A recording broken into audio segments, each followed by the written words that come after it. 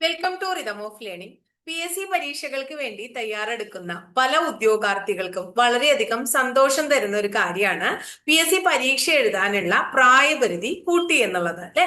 എങ്ങനെയാണ് കൂട്ടിയിട്ടുള്ളത് എന്നാ പറയണത്? അതായത് നമ്മൾ ജനറൽ കാറ്റഗറിയിലുള്ള ആൾക്കാർക്കാണെങ്കിൽ 36 വയസ്സ് വരെ പരീക്ഷ എഴുതാൻ പറ്റുണ്ടായിരുന്നുള്ളൂ. ഇപ്പൊ അത് 40 വയസ്സ് വരെ എഴുതാം. ഇനി അതുപോലെ തന്നെ OBC വിഭാഗത്തിലുള്ളവർക്ക് 43 വയസ്സ് വരെയും, SC ST വിഭാഗത്തിലുള്ളവർക്ക് 45 വയസ്സ് വരെയും പരീക്ഷ എഴുതാനായിട്ട് സാധിക്കുന്നുള്ളതാണ്. അപ്പൊ നമ്മള് 36 വയസ്സിൽ നിന്ന് ഒരു 37 38 വരെ ആക്കും എന്നാണ് നമ്മൾ വിചാരിച്ചിട്ടുള്ളൂ.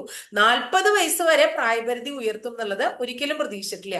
അപ്പൊ വളരെയധികം സന്തോഷമുള്ള ഒരു കാര്യമാണ്. കാരണം എന്തുകൊണ്ടാണെങ്കിൽ കഴിഞ്ഞ LDC പരീക്ഷ ലാസ്റ്റ് LDC ആണ് എന്ന് പറഞ്ഞ് എഴുതിയിരുന്ന പല കുട്ടികളുണ്ട്. ആ ലാസ്റ്റ് LDC ആണ് എന്ന് പറഞ്ഞ് എഴുതിയിരുന്ന കുട്ടികൾക്ക് ഇത് വളരെയധികം സന്തോഷമുള്ള കാര്യമാണ്. കാരണം എന്തുകൊണ്ടാണെങ്കിൽ അവർക്ക് ഇനി 2024 അവർ പരീക്ഷ എഴുതിയത്. അപ്പൊ ഇനി അവർക്ക് അടുത്ത LDCയും കൂടി എഴുതാനുള്ള ഒരു ചാൻസ് ആണ്. 2026 പുതിയ LDC വിജ്ഞാപനം വരുന്നതാണ് നമ്മൾ പ്രതീക്ഷിക്കുന്നത്. അതുപോലെ തന്നെ ഇപ്പൊ ലാസ്റ്റ് ഗ്രേഡ് എഴുതുന്ന ധാരാളം കുട്ടികളുണ്ട്. ഇപ്പൊ ലാസ്റ്റ് ഗ്രേഡ് എഴുതുന്ന കുട്ടികൾ എന്താ പറയണേ, ഞങ്ങൾക്ക് ഇതോടുകൂടി നമ്മുടെ ചാൻസ് കഴിഞ്ഞു, ലാസ്റ്റ് ചാൻസ് ആണ്, ലാസ്റ്റ് ഗ്രേഡ് ഇപ്പൊ എഴുതുകയാണ്, അപ്പൊ ഇനി നമുക്ക് പരീക്ഷകളൊന്നും എഴുതാൻ പറ്റില്ല എന്ന് പറഞ്ഞിരിക്കുന്ന ധാരാളം കുട്ടികളുണ്ട് അല്ലേ. അപ്പൊ അവർക്കും ഇത് വളരെ സന്തോഷമുള്ള കാര്യമാണ്. അപ്പൊ ഏകദേശം അത്യാവശ്യം നല്ല ഒരു നമ്പർ ഓഫ് സ്റ്റുഡൻസിന് ഇത് വളരെയധികം ഉപകാരപ്രദമാകും എന്നുള്ളതാണ്. അപ്പോ ചില കുട്ടികളുണ്ട്, ഇനിയിപ്പോ ഏജ് കുറഞ്ഞ കുട്ടികൾക്ക് പുതിയ ആൾക്കാർ കുറെ പേര് വരും, അപ്പോ പ്രശ്നമാവും. അങ്ങനെയൊന്നുമില്ല, അത്രയും അധികം നമ്പർ ഓഫ് സ്റ്റുഡൻസ് വരില്ല. പക്ഷെ എന്നിരുന്നാലും രണ്ടുപേരും അങ്ങോട്ടും ഇങ്ങോട്ടും നല്ല എന്താ പറയുന്നത് ശ്രദ്ധിച്ച് പഠിക്കണം എന്നുള്ളതാണ്. കാരണം പുതിയ കുട്ടികളാവുമ്പോൾ പുതിയ കുട്ടികൾക്ക് പഠിച്ചാൽ എളുപ്പത്തിൽ അവർക്ക് കിട്ടും എന്നുള്ളത് കൊണ്ടും അവർക്ക് മറ്റു കാര്യങ്ങളൊന്നും ഇല്ല. ഇപ്പോ ഒരിത്തിരി ഏജ് ആയിട്ടുള്ള ആൾക്കാരുടെ പോലെ, പ്രത്യേകിച്ചും ലേഡീസ് ഒക്കെ ആണെങ്കിൽ അല്ലെങ്കിൽ ജെന്റ്സ് ആണെങ്കിൽ കൂടെ അവർക്ക് ജോലിക്ക് പോകണം, അല്ലെങ്കിൽ മക്കളെ നോക്കണം, വീട്ടിലെ കാര്യങ്ങൾ കുറെ കാര്യങ്ങളെ അപേക്ഷിച്ച് കൊച്ചു കുട്ടികൾക്ക് ഇതൊന്നും ഇല്ല. ഒരു ഡിഗ്രി ഒക്കെ കഴിഞ്ഞിരിക്കണവർക്ക് അപ്പൊ കുറച്ചും കൂടി ടൈം അവർക്ക് കിട്ടുകയും ചെയ്യും, നന്നായിട്ട് അവർക്ക് എക്സാം എഴുതാൻ പറ്റുകയും ചെയ്യും. പക്ഷേ അത് വിചാരിച്ച് ചെറുപ്പക്കാര് അങ്ങനെ എന്താ പറയാ 36 വയസ്സിലൊക്കെ എത്തി നിൽക്കണവരെ പിന്നിലേക്ക് തള്ളാൻ നിങ്ങൾ ശ്രമിക്കേണ്ട. കാരണം എന്തുകൊണ്ടാണെങ്കിൽ അവർ കുറച്ചു നാളായിട്ട് പഠിച്ചുകൊണ്ടിരുന്ന കുട്ടികളാണ്, കാര്യങ്ങളെ കുറിച്ച് നല്ല ധാരണയുള്ള കുട്ടികളാണ്. അപ്പൊ നിങ്ങളുടെ നല്ലൊരു കോമ്പറ്റേറ്റീവ്സ് കൂടിയാണ് അവരെന്നുള്ളത്. അപ്പൊ രണ്ടു കൂട്ടർക്കും ഒരേ രീതിയിൽ എന്തുണ്ട്, റിസ്ക് ഉണ്ട്. നന്നായി തന്നെ പഠിക്കണം. എന്ത് കാര്യം നമ്മൾ നേടണമെങ്കിൽ അത്യാവശ്യം നല്ല റിസ്ക് നമ്മൾ എടുക്കുക തന്നെ വേണം. പിന്നെ വേറൊരു കാര്യം കൂടി ഉണ്ട് മക്കളെ, അതായത് 56 നിന്ന് 60 ഇനി പെൻഷൻ പ്രായം ഉയർത്തില്ല എന്നൊന്നും നമുക്ക് പറയാൻ പറ്റില്ല. അങ്ങനെ ഒരു സാധ്യതയും നമ്മുടെ മുന്നിലുണ്ട്. അപ്പൊ അങ്ങനെ വന്നാലോ, അപ്പോഴും നമുക്ക് എന്താണ് നമ്മള് അപ്പോയിന്റ്മെന്റ്സിന്റെ ഒക്കെ എണ്ണം കുറയാനുള്ള സാധ്യതയുണ്ട്, അഡ്വൈസിന്റെ ഒക്കെ എണ്ണം കുറയാനുള്ള സാധ്യതയുണ്ട്. അപ്പൊ അതുകൊണ്ട് വളരെ നമ്മൾ എന്താണ് നമ്മുടെ ലാസ്റ്റ് ചാൻസ് ആണെന്നുള്ള വിചാരിച്ചാൽ നിങ്ങൾ ഇത്രയും നാളും പഠിച്ചു വെച്ചാൽ അതുപോലെ തന്നെ പഠിക്കുക. ലാസ്റ്റ് ചാൻസ് ആണ്, അതിന്റെ ഗൗരവത്തോടു കൂടി തന്നെ പഠിച്ചു മുന്നോട്ട് പോവാം. അല്ലെങ്കിൽ പുസ്തകം അടച്ചു വെച്ചിട്ടുള്ള കുട്ടികൾ ഇന്ന് തന്നെ തുറന്നോളോ, ഇനി നമുക്ക് പിന്തിരിഞ്ഞ് നോക്കേണ്ട കാര്യമില്ല. കാരണം ഒരു അവസരം നമുക്ക് കിട്ടിയിട്ട് ആ അവസരം നന്നായി വിനിയോഗിക്കാണ്ട് നമ്മൾ പിന്നീട് വിഷമിച്ചിട്ട് കാര്യമില്ല. കിട്ടിയ അവസരം നന്നായിട്ട് ഉപയോഗിക്കുക എന്നുള്ളതാണ് നമ്മൾ ഓരോരുത്തരും ചെയ്യേണ്ടത്. ഇപ്പൊ കോവിഡ് സമയത്ത് നമ്മുടെ 1-2 വർഷം പോയി, നമുക്ക് ആ അവസരം നഷ്ടപ്പെട്ടു എന്ന് പറഞ്ഞ് സ്ഥിരമായിട്ട് കരഞ്ഞ് പ്രശ്നങ്ങൾ ഉണ്ടാക്കി വിഷമിച്ച് അല്ലെ, നമുക്ക് ഏജ് കൂട്ടിത്തരണം എന്ന് പറഞ്ഞ് നടന്നിട്ടാണ് നമുക്ക് ഇങ്ങനെ ഒരു ചാൻസ് നമുക്ക് കിട്ടിയത്. അപ്പൊ അത്രയും ഇതിന് പിന്നിൽ പ്രവർത്തിച്ച ധാരാളം കുട്ടികളുണ്ട്. അപ്പൊ അവരുടെയൊക്കെ ആ നല്ല പ്രവർത്തനങ്ങളുടെ ഫലമായിട്ട് ഗവൺമെന്റ് അപ്പൊ അതിനൊരു അവസരം നമുക്ക് ഓരോരുത്തർക്കും തന്നിരിക്കുകയാണ് എന്നുള്ള പൂർണ്ണ ബോധ്യം നിങ്ങൾക്ക് ഉണ്ടാവണം. അപ്പൊ നിങ്ങൾ എന്താണ് ലാസ്റ്റ് ചാൻസ് ആണെന്ന് വിചാരിച്ച് തന്നെ പഠിച്ചോളൂ. അപ്പൊ ലാസ്റ്റ് ഗ്രേഡ് ആണ് ഇപ്പൊ നിങ്ങളുടെ ലാസ്റ്റ് ചാൻസ് എന്ന് വിചാരിച്ച് നിങ്ങൾ പഠിക്കുന്ന കുട്ടികളാണെങ്കിൽ നിങ്ങൾക്ക് എന്താ ഗുണം? ലാസ്റ്റ് ഗ്രേഡ് നമ്മൾ പഠിച്ചു, നല്ല രീതിയിലുള്ള ബേസും കാര്യങ്ങളൊക്കെ നമുക്കായി, നല്ല റാങ്കില് ലാസ്റ്റ് ഗ്രേഡിൽ എത്താൻ പറ്റി. അപ്പൊ നമ്മൾ LDC ഈ വർഷം തന്നെ LDCക്ക് നമ്മളൊക്കെ അപ്ലൈ ചെയ്യുമ്പോൾ നല്ല കോൺഫിഡൻസോട് കൂടി LDCക്ക് പഠിക്കാനും LDC നേടാനും സാധിക്കും. കാരണം നമ്മുടെ കയ്യിൽ ആരുണ്ട്? ലാസ്റ്റ് ഗ്രേഡ് നമ്മുടെ കയ്യിൽ ഇരിക്കുകയാണ്. അപ്പൊ ഇനിയിപ്പോ പോട്ടെ എന്നുള്ള രീതിയിൽ അത്രയും ധൈര്യത്തോടു കൂടി ഒരു പരീക്ഷ എഴുതാൻ നമുക്ക് സാധിക്കും. മറ്റത് ഇതുമില്ല അതുമില്ല എന്നാവുമ്പോ നമുക്കൊരു ഭയം നമ്മുടെ ഉള്ളിൽ ഉണ്ടാവും. അപ്പൊ ലാസ്റ്റ് ഗ്രേഡ് അത്രയും ബുദ്ധിമുട്ടി തന്നെ നിങ്ങൾ പഠിക്കുക.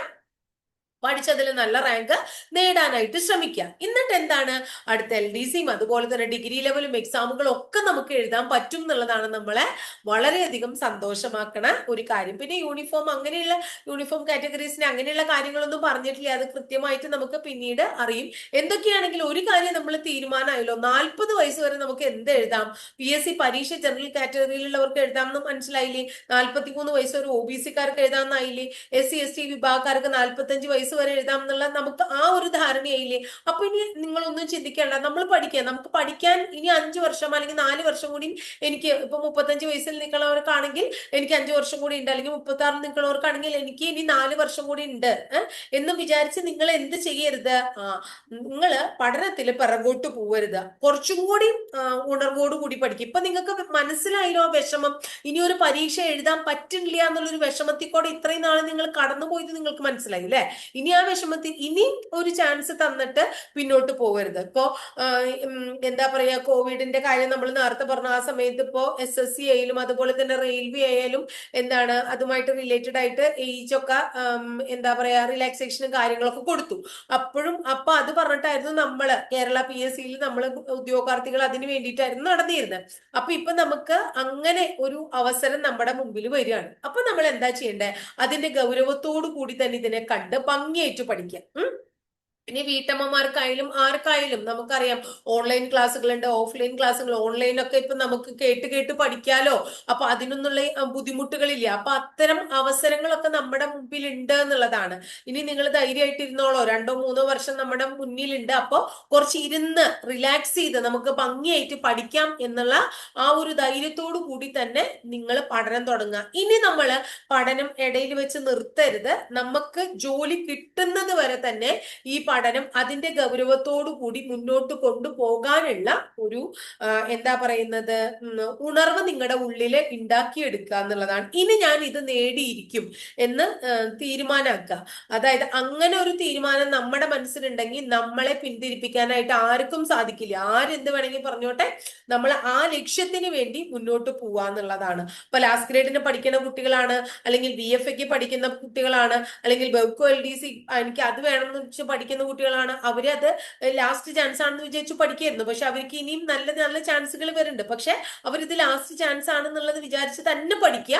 അതിനുശേഷം അടുത്ത പരീക്ഷകൾക്ക് നമ്മൾക്ക് ഈ പഠിക്കുന്നതൊക്കെ അടുത്ത പരീക്ഷയ്ക്ക് എന്താണ്, ഒരു ബോണസ് ആണ്. അത്രയും കൂടുതൽ നമുക്ക് എന്ത് ചെയ്യാൻ പറ്റും, വേറെ അഡീഷണൽ പോയിന്റ്സ് നമുക്ക് പഠിക്കാൻ പറ്റും. കാരണം ഇത്രയും ഭാഗം നമ്മൾ ക്ലിയർ ആക്കി കഴിഞ്ഞു എന്നുള്ളത് കൊണ്ട്. മനസ്സിലാവുണ്ടോ? അപ്പൊ ഗൗരവം നിങ്ങൾക്ക് മനസ്സിലായല്ലോ.